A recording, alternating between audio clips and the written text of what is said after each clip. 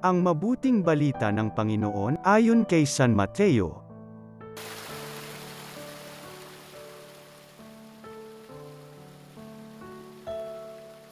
Noong panahong iyon, nagtipon-tipon ang mga Pariso nang mabalitaan nilang napatahimik ni Jesus ang mga Seduseo.